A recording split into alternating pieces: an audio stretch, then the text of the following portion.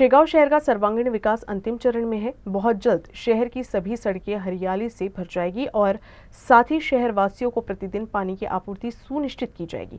ऐसी जानकारी जलगांव जामोद विधानसभा क्षेत्र के विधायक डॉक्टर संजय कुटे ने दी।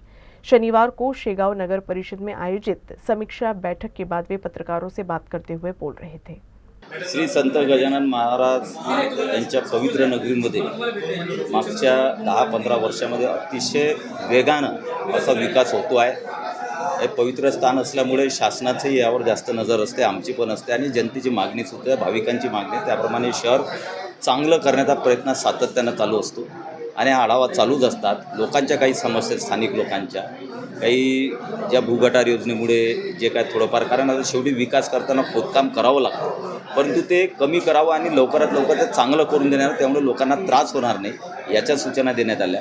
आणि जे आता 5-6 जे चौक आहेत त्यांचं काम थांबलेलं होतं, कारण नॅशनल हायवे त्याच्यामध्ये परमिशन देत नाही आहे मध्ये काम करण्यासाठी, म्हणून आपण त्यातला निर्णय हे करून की नॅशनल हायवेच्या रस्त्याच्या बाजूला ते काम करावं, पण ते कामं चालू करण्यात यावे। नवीन 3-4 जे चौक आहेत, संत रविदास महाराजांचा आहे, महात्मा ज्योतिराव फुलेंचा आहे, नंतर मला वाटतं महावीर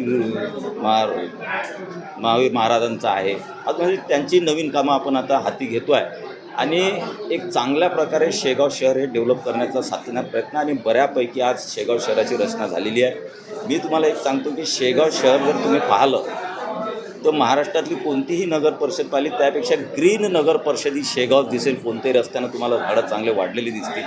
त्याचप्रमाणे पाणी पुरवठ्याचं हे जे आध्यात्मिक केंद्र म्हणून याला सेंट्रल गव्हर्नमेंटनं मान्यता दिली। 24 तास या शहरामध्ये येणाऱ्या भविष्यामध्ये 24 तास पाणी, हे लोकांना जसं मुंबईमध्ये 24 तास नळाला पाणी असतं तसं घरामध्ये 24 तास पाणी असणारं हे शहर आपलं होते आहे।